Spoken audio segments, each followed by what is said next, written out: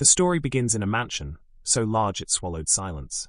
Marble floors that clicked under polished shoes, chandeliers heavy with diamonds, and walls lined with paintings worth more than most people's lives. To outsiders, the Harrington family were untouchable. Billionaires. Old money. Their empire stretched across real estate, banking, even politics. They weren't just wealthy, they were woven into the fabric of power itself. But behind those golden gates, not everyone lived like royalty. One of them was Mariah, a black maid who worked for the Harringtons. She had come to the mansion not because she wanted to, but because her family needed her to.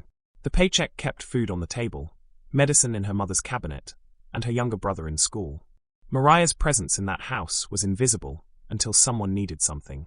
And that someone, more often than not, was Alexander Harrington, the billionaire's only son. Alexander was in his 20s, tall, polished, always dressed in clothes that screamed both wealth and arrogance.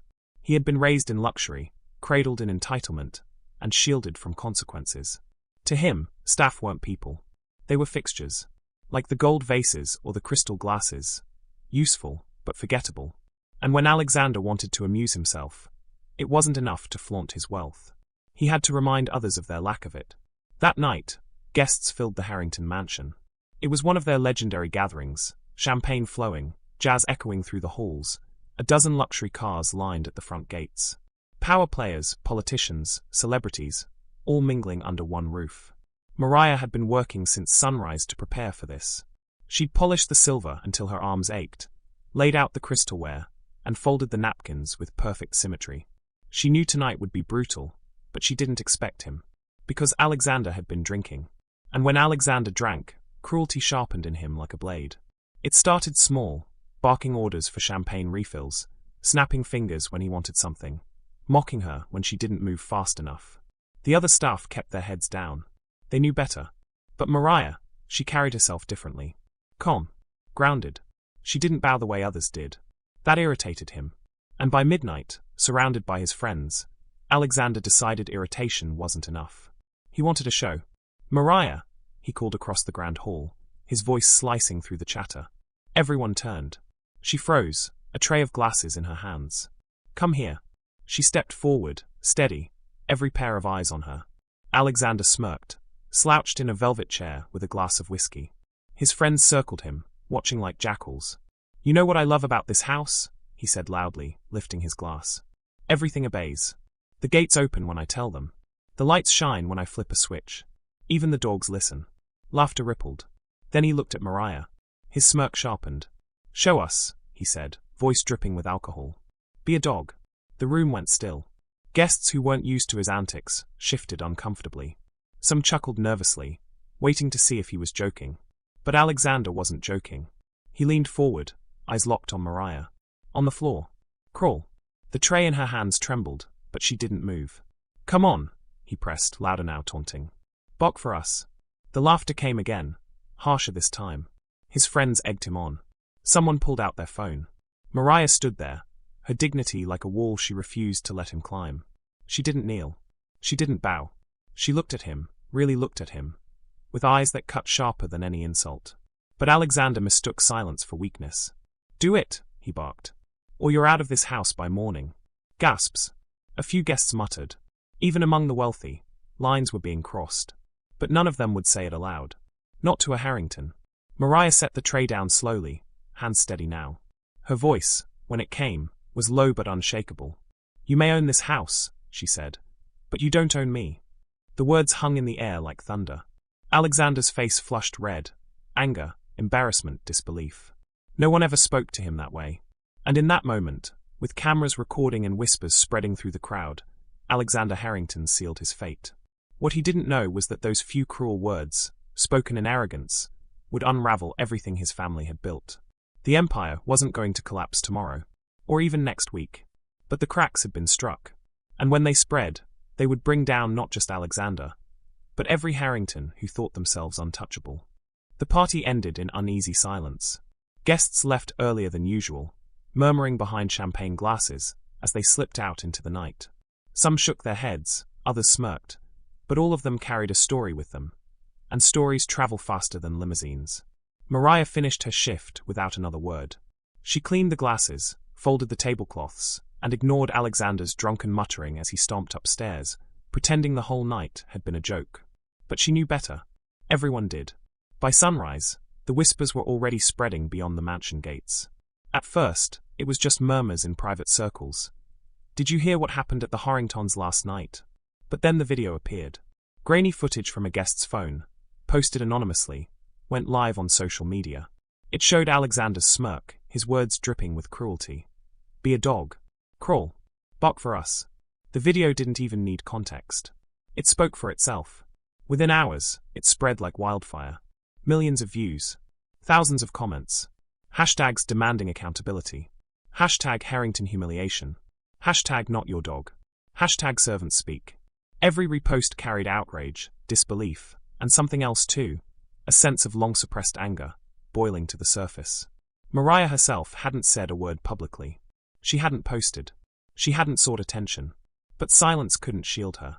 Reporters began circling the mansion gates, desperate for her side of the story. Some called her brave. Others called her a victim. And Alexander?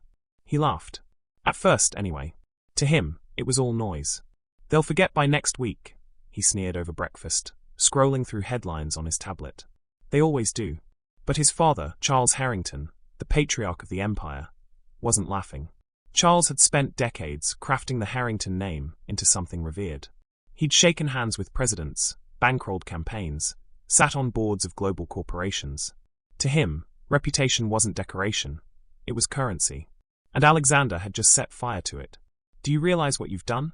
Charles growled, slamming the tablet onto the marble counter.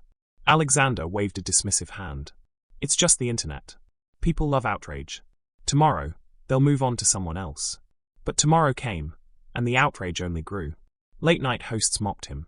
Activists demanded investigations. Politicians who once begged for Harrington donations were suddenly silent.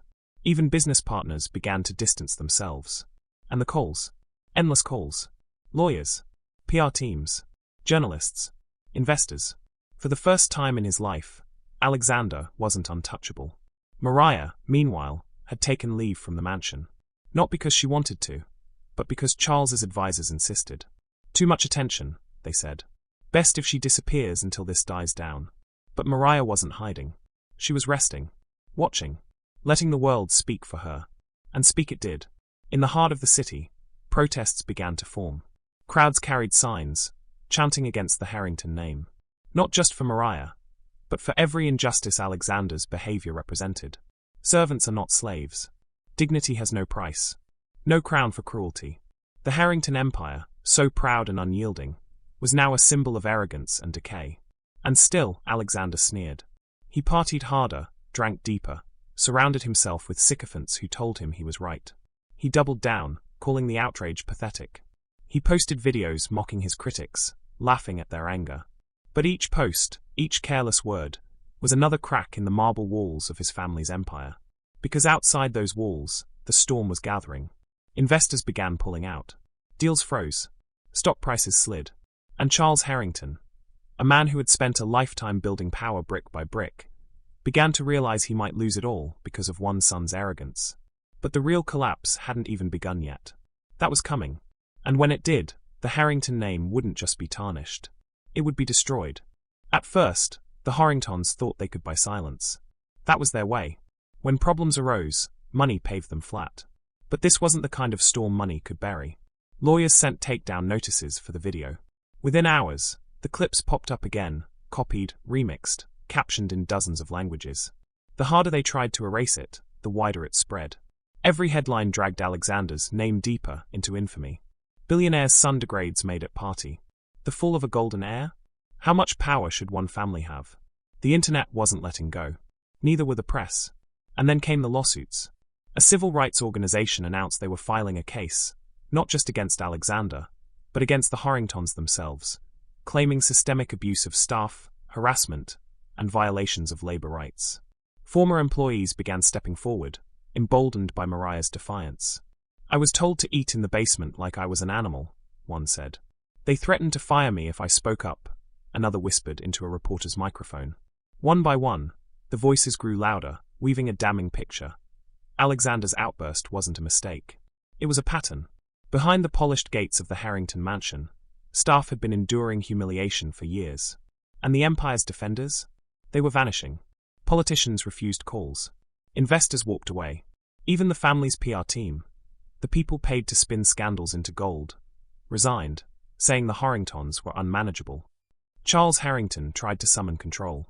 He called emergency meetings, thundered at board members, and swore he'd crush the lawsuits. But every effort fell flat. Because this wasn't just about Alexander anymore. It was about everything the family represented. Their banks, their properties, their partnerships, all poisoned by association. Meanwhile, Alexander kept spiraling.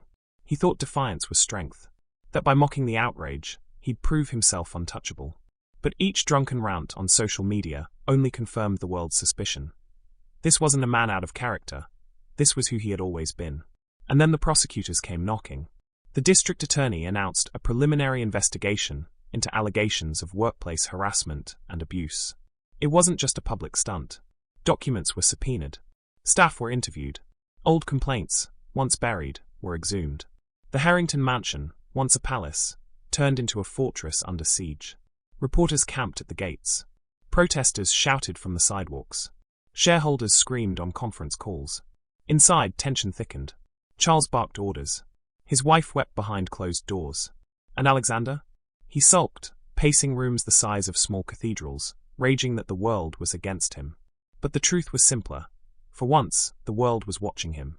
And the more they saw, the uglier it became.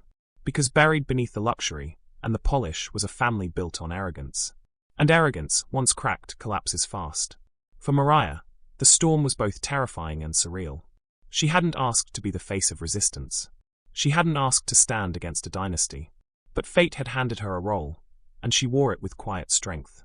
When reporters finally reached her, she spoke only once. No one should be treated like less than human. Not me. Not anyone. It was enough. Her words, simple and steady, carried further than the Harringtons' millions. And while Alexander fumed and Charles scrambled, the world had already decided. The Harringtons' time was ending. The only question left was how far they would fall. The Harringtons had weathered scandals before. A lawsuit here, a whispered rumor there. Nothing their influence couldn't smother. But this was different. This was rot at the roots.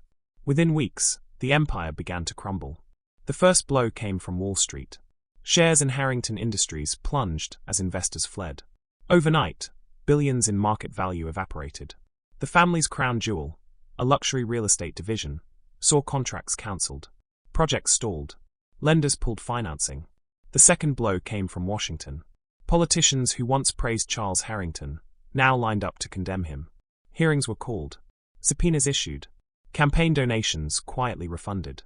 The Harringtons were toxic. The third blow was personal. Charles's oldest allies, men he'd golfed with, dined with, trusted for decades, stopped returning his calls. In the glittering towers of power, his name became a liability.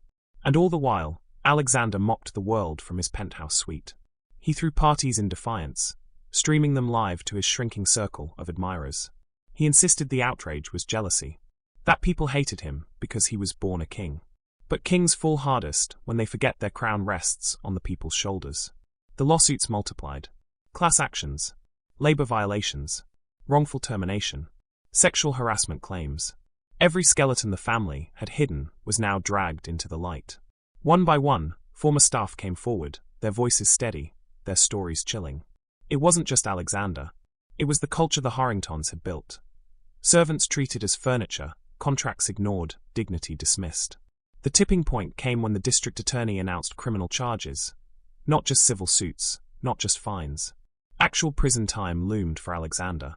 The Harrington mansion turned from fortress to tomb. Charles's health declined under the pressure. His wife stopped appearing in public. And Alexander, the golden heir, suddenly found himself radioactive. Even his friends scattered, unwilling to burn in his flame. And then came the collapse no one thought possible. Harrington Industries, the billion-dollar empire spanning finance, real estate, and luxury brands, filed for bankruptcy protection. Headlines screamed the news. Protesters outside the gates cheered. For the first time in generations, the Harrington grip on the city loosened. Inside the mansion, Alexander raged. He cursed his father, the lawyers, the staff, anyone but himself. But no tantrum could undo the truth. He had brought it all down. His arrogance had toppled an empire. And Mariah? She stood quietly outside a courthouse one morning, reporters crowding around. She didn't gloat. She didn't grandstand. She simply said, "This isn't just my story. It's the story of everyone who's ever been told they don't matter. Today they do." Her words cut deeper than any speech. The final image seared itself into public memory. Alexander Harrington, once the untouchable heir, led away in handcuffs. No silk suit, no smirk. Just another man facing justice. And in the silence that followed, the world saw what happens when cruelty meets consequence. The Harrington Empire was gone. What remained was a lesson, carved not into marble mansions or golden ledgers, but into memory. Respect is not bought. Dignity is not optional. And power built on humiliation will always, eventually, collapse. Months later, Mariah had moved on. She lived in a modest home, away from cameras, working with organizations that fought for workers' rights. She didn't chase fame, but it had found her anyway. She was now a symbol of quiet resistance, a reminder that even the most powerful could be brought low by truth. And Alexander? He sat in a cell, replaying the night that ruined him, still muttering excuses to a concrete wall. The Harrington name, once carved in stone, was now nothing but ash. And somewhere, far beyond their crumbling gates, the world turned the page, never forgetting the fall of the family that treated people like dogs, and learned too late that those people had voices.